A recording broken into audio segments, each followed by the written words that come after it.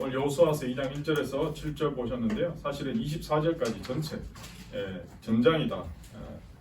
라합의 이야기이기 때문에 전체 가지고 하나님 말씀 전하려고 합니다. 지난번에도 한번 이렇게 말씀드렸는데요. 여러분이 설교 듣는 것보다 더 중요한 건 말씀을 읽는 거거든요. 그래서 설교는 들으면 그때는 뭐 그렇지만 다 잊어버리는데 꼭 그 설교 들었던 본문을 여러분 집에 가서 천천히 한번 읽어보실 필요가 있습니다. 그러면 그 본문 가운데 여러분에게 주시는 단어, 문장, 말씀이 있거든요. 그 말씀이 이제 나의 말씀, 지난번에 얘기했듯이 레마가 되는 겁니다. 그래서 설교자로서 지난번에도 그 얘기 했던 것 같은데 설교 백날 듣는다고 변하는 게 아니고 그 말씀을 내가 보고 듣고 붙드는 게 중요하니까 꼭 한번 여호수아서 2장 꼭 읽어보시기를 꼭 부탁을 드립니다. 오늘 역전의 믿음 라합이라는 제목으로 말씀 전하겠습니다. 오늘 예배 가운데 여러분 정말 축복하고 사랑하고 환영합니다. 여러분 행복하십시오. 행복하십시오 여러분. 오늘 저는 예배가 여러분 한 분 한 분을 살리는 회복시키는 예배가 되기를 정말 간절히 소망합니다. 그런데요 분명히 아셔야 될 사실은 우리를 살리고 회복시키는 분은 바로 살아계셔서 지금도 이 예배를 붙들고 계시는 하나님이시라는 사실입니다.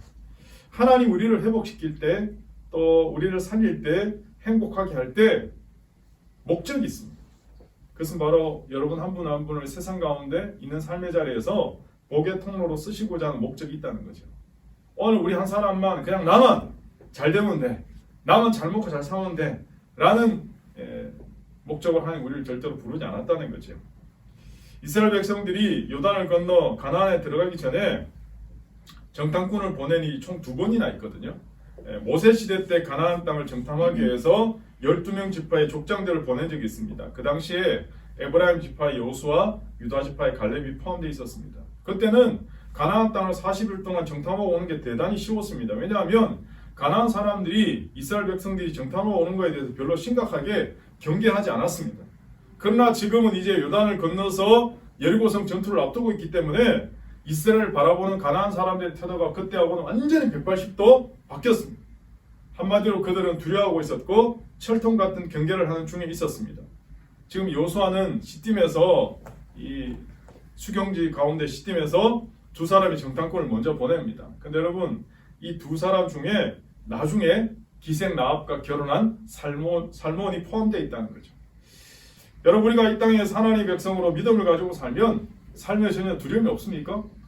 오늘도 이렇게 예배드리고 하나님을 찬송하면 염려는 하나도 없고 근심도 없고 믿음으로만 막 충만해서 아싸 그러면서 막 두려움이 없습니까? 위기감을 전혀 못 느끼고 삽니까? 그렇지 않잖아요. 우리가 신앙을 가지고 이 땅을 살면서 때로는 삶의 심각한 위기상황도 느끼기도 하고 뭔가 모를 두려움이 막 밀려올 때도 있고 어떨 때는 막 걱정이 막 가슴을 짓누를 때도 있지 않습니까? 그러나 믿음을 가진 사람들은 그런 긴장이나 두려움이나 위기가 온다 하더라도 그것에 굴복하지 않는다는 거죠. 믿음으로 전진하는 인생을 산다는 게 믿음이 없는 사람하고 다르다는 거죠. 지금 여리고를 정탐하는 2사람 역시 지금 정탐하러 들어갔지만 굉장한 두려움에 사로잡혀 있거든요. 본문의 정황을 보시면 아시지만 정탐꾼이 지금 들어온 걸 이미 성내가 다 알고 있어요. 여리고 왕이랑 모든 지금 사람이 다 알고 있는 거예요. 잡혀 죽는 것은 기정사실입니다. 그런데 하나님은 그 위기 가운데 피할 길을 주셨다는 거죠. 누굴 예비하셨죠? 라합이라는 여인을 통해서 하나님은 이 사람들을 살려주신 거죠. 우리가 잘 아는 성경 구절이 있습니다. 고린도전서 10장 13절에 사람이 감당할 시험 밖에는 너희에게 당하는 것이 없나니 오직 하나님은 미쁘사 너희가 감당치 못할 시험 당함을 허락지 아니하시고 시험 당할 쯤에 또한 피할 길을 내사 너희로 능히 감당하게 하신다. 이렇게 말씀하시거든요. 다시 말해서 하나님은 우리 인생 가운데 피할 길을 늘 주신다는 거예요. 피할 길을. 그럼 누가 이렇게 또 질문할 수 있죠. 목사님, 하나님이 항상 피할 길 주십니까? 저는 인생 가운데 그렇지 않을 때도 많던데요. 그렇게 질문하는 분들이 있더라고요. 하나님이 때로는 나를 고난 가운데 피할 길을 주시는 게 아니고 그냥 내버려 두시는 것처럼 하나님이 침묵하신 것처럼 느낄 때도 있다는 거죠. 그런데요. 그러나 그리 아니하실지라도 다니엘 같은 경우는 피할 길을 주신 게 아니고 그 고난 가운데 하나님이 함께 하셨다는 거죠. 오늘 우리 인생도 마찬가지입니다. 오늘 저와 여러분이 라합을 통해서 배우고자 하는 탁월한 삶의 비밀인데 그 비밀이 뭐냐? 라합의 믿음의 태도라는 거죠. 믿음의 태도. 여러분 무슨 일을 하든지 자세와 태도가 대단히 중요하거든요. 그런 의미에서 믿음에도 태도와 자세가 대단히 중요한 역할을 합니다. 그냥 믿음이 아니고 내가 가진 이 믿음이 어떤 태도, 어떤 자세로 말씀을 대하고 하나님을 바라보느냐, 이게 대단히 중요하다는 거죠. 라합은 우리가 알듯이 그 당시 이방인입니다. 그 시대 이방인이라는 건 멸망받을 사람에 속하거든요. 더 나아가서 이 여인의 신분은 뭐냐? 천한 기생입니다. 기생. 성경에 오늘 그렇게 나오거든요. 그러니까 이건 우리에게 뭘 지금 시사해 주냐면 가장 밑바닥 인생, 가장 낮은 처지에 처한, 그리고 그 시대에 인정받지도 못한 여인, 인생의 최악의 순간이다, 이걸 이야기해 주고 있습니다. 이걸 우리에게 적용시켜 보면 우리의 삶의 가장 밑바닥, 그리고 가장 최악의 순간이라고 적용해 볼 수 있습니다. 그런데 우리 인생의 가장 밑바닥, 최악의 순간인데 그때 그 순간이 바로 하나님의 최선이 될 수 있다라는 걸 성경은 이야기해 주는 거죠.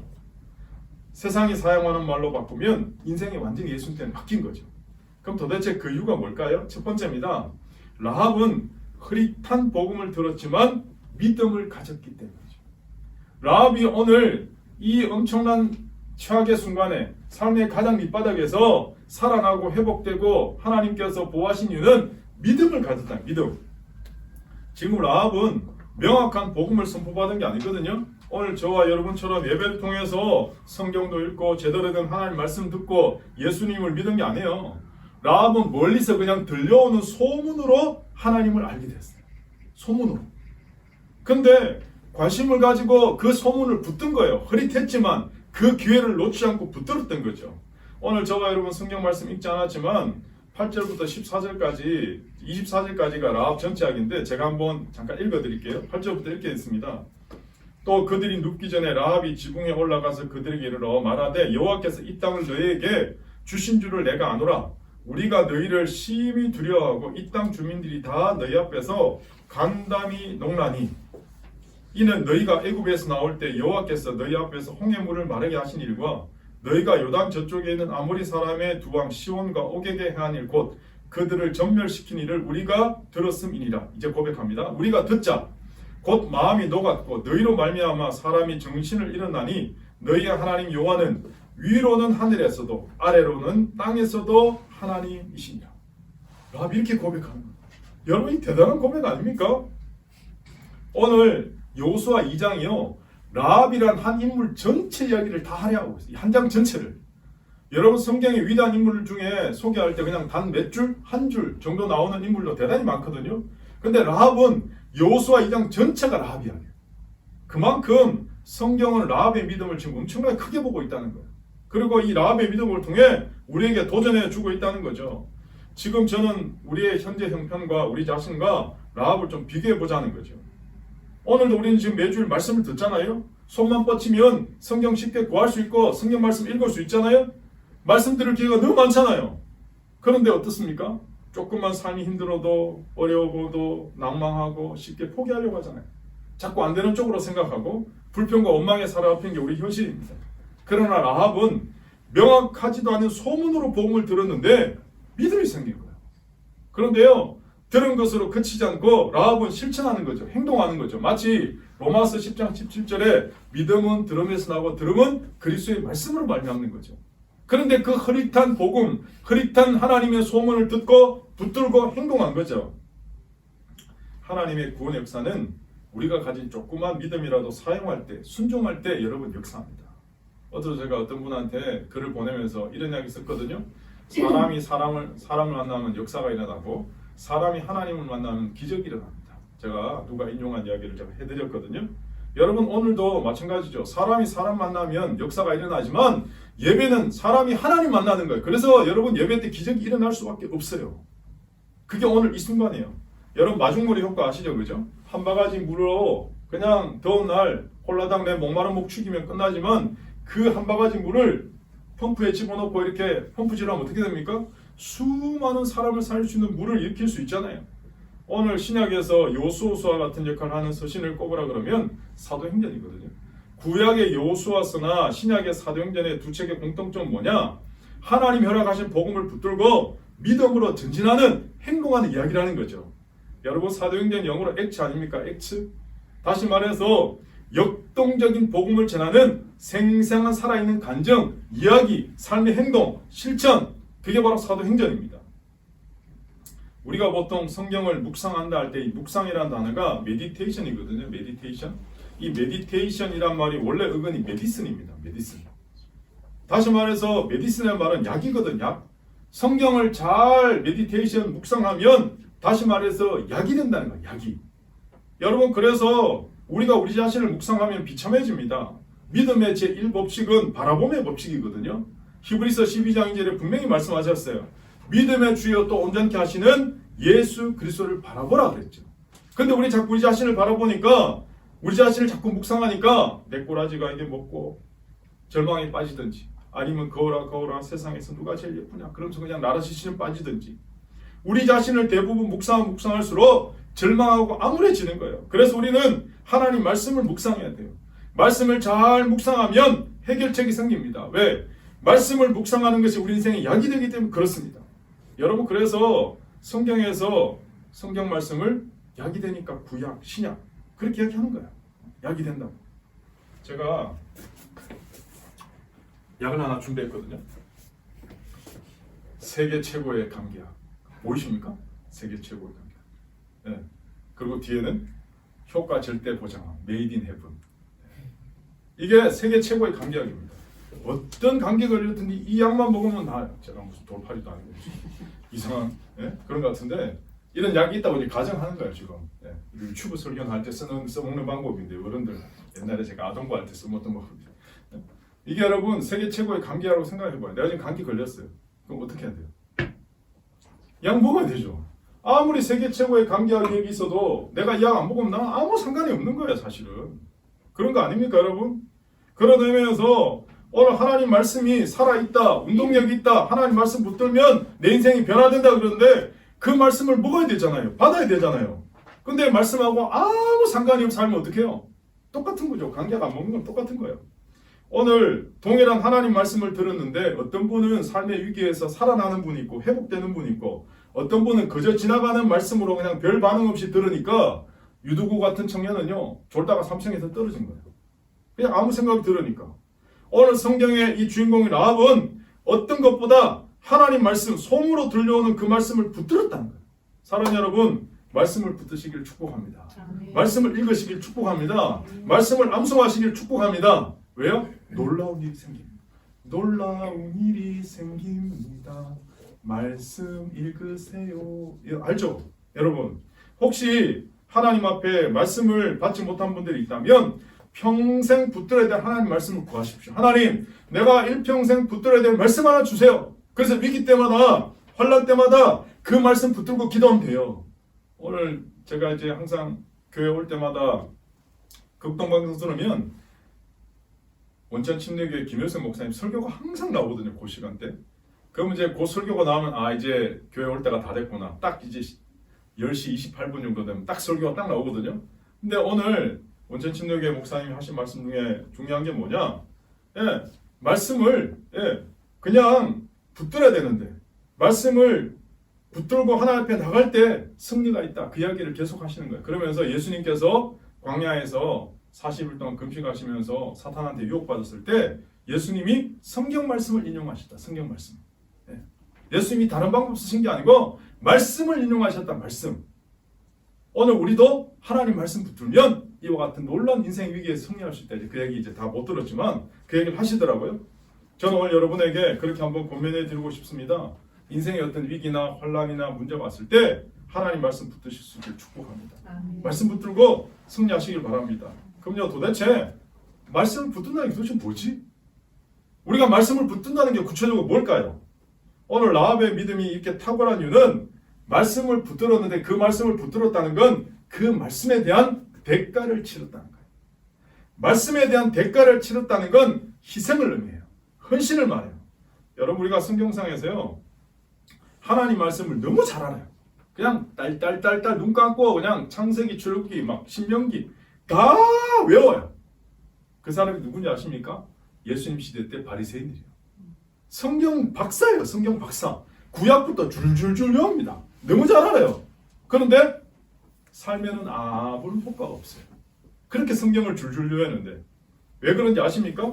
바리새인들은요 하나님 말씀 앞에서조차 자신의 이익과 배치가 되면 말씀에 순종 안 하는 거예요. 그 사람들은요 성경을 볼 때도 자기 이익이란 잣대로 말씀을 막 난도질하는 거예요. 그래서 내 삶의 이익과 배치가 되면 순종 안 해요. 나한테 좋은 것만 골라 마치 편식하듯이 그렇게 사는 거예요. 여러분 희생이 없는 외침은 공허한 메아리에 불과하죠. 그게 바로 바리새인들의 삶을 보여주는 거거든요. 그래서 메신저가 바로 메시지가 된다 이런 말이 있거든요. 다시 말해서 옳은 외침을 외치려면 대가 치르는 삶이 따라와야 된다는 거죠. 그래서 함부로 말할 수 없습니다. 왜냐하면 대가를 치르는 반드시 행동이 있어야 되기 때문이죠. 올바른 메시지를 전하기 전에 먼저 바른 행동이 더 중요한 거죠. 그래서 제가 지난번에 한번 말씀드렸는데요. 설교 예화에서 제가 인물들 이야기할 때 가급적이면 살아계신 분들 말하지 않겠다. 제가 그런 이야기 몇 번 했거든요. 왜냐하면 살아계신 분들 예화를 쓰는데 나중에 보니까 엉뚱한 곳에 가 있더라고요. 그래서 인생의 곡선을 그리잖아요. 그러니까 앞으로 그분들이 어떻게 또 살지 모르잖아요. 살아있는 동안. 그래서 젊은 시절 누구보다 명확한 복음을 붙들고 정말 바르게 걸어오신 분들이 인생 마지막 가서 넘어지는 경우들이 부지기수가 있더라고요. 그래서 이제부터 내가 설교해 왔을 때는 반드시 돌아가신 분들만 써야 되겠다. 제가 그렇게 생각한 적이 있었거든요.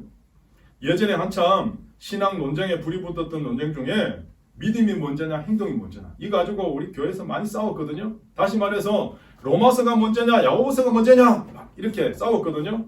여러분 사실 이야기는 성경을 몰라도 한참 몰라서 나온 논쟁입니다. 이제 이런 논쟁 하지 않지만 로마서와 야고보서는 동전의 아테면과 똑같아요. 내가 무엇을 믿느냐가 어떻게 사느냐를 결정하는 거예요. 사실은 내가 믿는 바가 삶으로 나타나는 거예요. 그리고 나의 삶은 무엇을 믿느냐에서 오는 거죠. 각주죠. 예를 들어서 내가 누구를 사랑해요. 그런데 실체는 없다. 여보 내가 당신 사랑하는 거 알지? 그런데 가사에 아무것도 안 도와줘. 쓰레기도 안 버려줘. 예를 들면 제가 예를 드는 거예요. 말뿐이잖아요. 그럼 사랑이 뭐예요? 아무것도 없는 거 아니에요? 다시 말해서 오늘 우리가 사람이 자기가 믿는 바대로 행동하게 돼 있다고요. 내가 뭔가를 믿잖아요? 그럼 그 믿는 바대로 삶의 실천이 대가가 헌신이 나와요. 성경의 대표적인 사람이 노아입니다. 노아. 예전에 노아 이야기 패러디한 영화 있었잖아요. 유명한 러셀 크로우가 그 노아 할아버지 그 역할하는 영화 나왔잖아요. 노아는 자기 시대에요. 하나님이 물로 세상을 심판하신다는 걸 믿었어요. 하나님이 물로 그 시대에 홍수는 한 번도 비도 온 적 없는 그 시대에 하나님 물로 세상을 심판하신다는 메시지를 듣고는 하나님 말씀을 믿었거든요. 하나님 말씀 믿으니까 뭐예요? 행동이 나오는 거 아니에요. 그래서 망치를 들고 배를 만든 거예요. 목사님 망치 만듭니까? 톱 들어도 되는데 배를 만든 거예요. 믿었으니까 행동한 거예요. 다른 사람들은 다 비웃었잖아요. 무슨 하늘이 열려서 비가 오냐고. 노아가 그것도 산 위에 배를 지니까 막 비웃고 조롱하고 그랬지 않습니까? 그러나 노아는 하나님 물로 심판하다는 걸 믿었기 때문에 삶의 행동이 나온 거예요. 믿음은 행동을 말하죠. 다시 말해서 희생은 곧 믿음을 의미합니다. 히브리서 11장 31절에 라합에 대해서 믿음의 장에서 이렇게 평가하거든요. 믿음으로 기생 라합은 정탐꾼을 평안히 영접하였으므로 순종치 아니한 자와 함께 멸망치 아니하였다. 여러분 여기서 대꾸가 되는 구절이 있거든요. 믿음으로 사는 삶과 순종치 않은 삶이에요. 그럼 다시 말해서 믿음으로 산다는 건 뭐예요? 순종하는 거죠. 순종하지 않는다는 건 뭐예요? 불신하고 사는 거죠. 우리가 하나님을 온전히 믿으면 순종하는 삶, 대가를 치는 삶, 행동하는 삶이 나오게 되어 있다는 거예요. 지금 라합은 이 상황에서 정탐꾼을 숨겨주는 자체가 순종의 행위고 믿음의 표현입니다. 오늘 저와 여러분이 예수님을 믿고 복음을 붙들고 산다는 건 적어도 우리 자신을 하나님께 헌신하고 희생하는 걸 말해요. 더 나아가서 아직 복음을 모르는 주변 사람들을 위해서 살아가는 걸 말해요. 우리가 예수님 믿고 나면 우리 주변을 좀 돌아볼 줄 알아야 됩니다. 누가 절망에 빠졌는지, 누가 힘들어하는지, 누가 아파하는지 볼 수 있어야 돼요. 아이고 목사님, 내 발등에 불 끄기도 바쁜데 만약 그렇게 생각하는 분 있으면 우리가 무슨 다 불 끄는 소방대원입니까? 맨날 내 발등에 불만 끄게? 여러분 우리가 하나님 복음을 들었으면 돌아볼 줄 알아야 되거든요. 아시아에서 처음으로 올림픽을 치른 나라가 일본입니다. 일본. 1964년 도쿄올림픽 처음 개최했거든요. 그 당시에 도쿄 스타디움을 확장하는 공사를 한 적이 있습니다. 그때 일어난 한 에피소드가 있는데 이 사건이 전 세계를 강타하고 충격을 준 사건이거든요. 동경 메인 스타디움을 확장하기 위해서 주변 건물들을 이제 철거해야 되죠. 공사해야 되니까.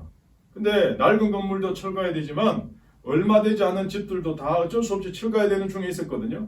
근데 이제 3년밖에 안 되는 집을 철거하는 중에 있었어요. 우리 같으면 그냥 해머로 그냥 다 그냥 기계로 부수고 그냥 확 철거해 버릴 텐데 뭐 일본 사람들이 좀 다른가? 지붕부터 하나하나 그렇게 해체하는 그런 식으로 철거를 하고 있었거든요. 그러니까 지붕을 다 뜯어내고 있는데 갑자기 공사가 중단된 거예요. 이유인즉 도마뱀 한 마리가 꼬랑지에 못이 박혀갖고 천장에 대롱대롱 달려있는 거예요. 살아있는 처럼. 일명 도마뱀 사건이거든요. 못이 천장 밑에서 위로 관통했는데 우리말로 하면 거의 100만 분의 1 확률로 도마뱀을 관통한 거예요. 그래서 도마뱀이 도망가지도 못하고 그 천정 속에 갇혀 있었던 거죠. 그래서 집주인한테 물어봤어요. 언제 못 박았냐? 그랬더니 이 주인은 자기가 살면서 못 박은 적이 없대요. 그러면 처음 이 집을 지을 당시에 3년 전에 못을 박았다는 이야기가 되는 거거든요. 그러면 도마뱀이 3년 동안 못에 박혀서 멀쩡하게 3년 동안 천장에 갇혀서 살아 있었다는 거예요. 이게 사람들에게 이야기거리가 되고 도대체 어째 이런 일이 그것이 알고 싶다. 일본판 이제 만들어진 거예요. 그러니까 일본 사람들도 이런 거 좋아하잖아요. 그래서 프로그램 만들고 호기심 강한 일본 사람들 몇몇 작가가 이걸 추적하고 그리고는 카메라 설치하고 봤더니만 지붕에 매달려 있는 이 도마뱀한테 또 다른 도마뱀들이 이틀에 한 번씩 먹이를 물어다 주는 거예요. 이틀에 한 번씩. 지난 3년 동안 결국 이 도마뱀이 천장에 대롱대롱 매달려서 살 수 있었던 것은 끊임없이 먹이를 물어다 준 동료 도마뱀들이 있었기 때문이라는 거죠. 이게 해외 토픽이 되고 책이 나올 정도. 감동이 된 거죠. 여러분 만약 우리 인간들 같으면 어떻게 됐겠습니까? 누가 이렇게 돌보겠습니까? 오늘 저와 여러분이 복음을 듣고 예수님을 믿는 사람으로 산다는 건 적어도 이것보다 나아야 된다는 거죠. 우리 주변의 이웃을 돌아보고 그들을 도와주는 것 이와 똑같습니다. 처음에는 그들의 필요를 도와주지만 결국은 복음의 도끼로 인생에 묶여있는 죄의 쇠사슬을 다 끊어주는 역할을 해야 되는 거예요. 이게 오늘 저와 여러분의 역할이에요. 요한복음 12장 24절에 내가 진실로 너에게 이르노니 하늘의 밀이 땅에 떨어져 죽지 아니하면 하늘 그대로 있고 죽으면 많은 열매를 맺으리라. 여러분 우리가 죽어야 돼요. 내가 안 죽으니까 열매가 안 나타나는 거죠. 오늘 목사님 저부터 죽어야 되는데 희생해야 됩니다. 헌신해야 됩니다. 그럴 때 열매가 나타나는 것입니다. 마지막 결론 세 번째인데요. 라합에게 주신 엄청난 하나님의 축복을 소개하면서 오늘 말씀의 결론을 맺으려고 합니다. 마태복음 1장 4절에서 6절에 보시면 이렇게 나오거든요. 라합은 암미나답을 낳고 암미나답은 나손을 낳고 나손은 살몬을 낳고 살몬은 라합에게서 보아스를 낳고 보아스는 룻에게서 오벳을 낳고 오벳은 이세를 낳고 이세는 다윗 왕을 낳으니라. 이렇게 나옵니다. 우리가 잘 아는 예수님 족보 이야기거든요. 천한 기생 출신 이방인 라합이 어디까지 가냐? 예수님의 족보까지 올라간 이야기. 여러분 여리고 전쟁 이후에 살아난 기생 라합이 결국 살몬이랑 결혼하게 되거든요. 살몬이 누구신지 안 궁금하십니까? 안 궁금하네요. 살몬의 아버지가 나손이거든요. 나손에 대한 얘기가 민수기 7장 12절에 잠깐 이렇게 언급됩니다. 제1일에 예물을 드린 자는 유다지파 암미나답의 아들 나손이다. 이렇게 나와요. 모세 당시에 성막을 다 세우고 이제 지파별로 하나님께 이제 예물을 감사 예물을 드리는데 족장 대표들이 나와서 한 사람씩 예물을 드린 장면을 지금 기록해 놓은 거거든요. 다시 말해서 나손은 유다지파의 그 당시에 족장이었다는 거죠. 그러니까 유다지파 족장이었던 나손의 아들이 누구라고요? 살몬이죠. 살몬. 다시 말해서 유다지파가 누굽니까? 이스라엘 최고의 명문 가정, 명문 가문이거든요. 예수님 오신 족보가 유다지파잖아요. 그 지파의 족장의 아들 살몬이랑 라합이 결혼하게 된 거예요. 더 나아가서 살몬과 라합이 결혼해서 누가 나타났죠? 보아스가 태어났죠. 보아스. 이게 룻기잖아요. 보아스가 결국 룻이랑 결혼해서 어떻게 됩니까? 나중에 하나님의 이 족보를 이어가는 예수님 족보까지 연결되잖아요. 다윗의 선조가 되잖아요. 보아스는 룻을 통해서 오벳을 낳고 오벳은 이세를 낳고 이세는 다윗을 낳은 거예요. 결국은 라합은 다윗의 고조 할머니가 된 거죠. 여러분 멸망받을 이방 여인 기생 출신 가장 밑바닥이었는데 어떻게 된 겁니까? 결국은 다윗의 고조 할머니가 된 거예요. 더 나아가서 저는 오늘 예배 가운데 오신 여러분 믿음으로 살았던 라합과 같은 이런 놀라운 믿음의 삶을 사시게 되기를 정말 소망하고 축복합니다. 여러분 그렇게 사시려면 오늘 살아계신 하나님을 우리 인생의 기초로, 믿음의 기초로 세워야 합니다. 하나님을 우리 인생의 믿음의 기초로 세웠으면 명확한 말씀, 복음을 붙들어야 우리는 살아나는 겁니다. 날마다 명확한 복음을 들어야 사는 겁니다. 들어가서 그 믿음의 기초 위에 우리의 헌신과 희생의 삶을 드릴 때 하나님의 크나큰 축복과 은혜가 임하는 겁니다. 나의 한 사람의 희생, 나의 한 사람의 헌신, 오늘 라합처럼 결단할 때 놀라운 은혜가 주어지는 겁니다. 오늘 여러분 한 분 한 분이 그러한 놀라운 삶의 반전이 있는 아름다운 역사가 있기를 예수님 이름으로 축복합니다. 그래서 여러분뿐만 아니고 여러분의 자녀와 가정 가운데 그러한 놀라운 삶의 역사가 일어나기를 다시 한번 예수님 이름으로 축복합니다.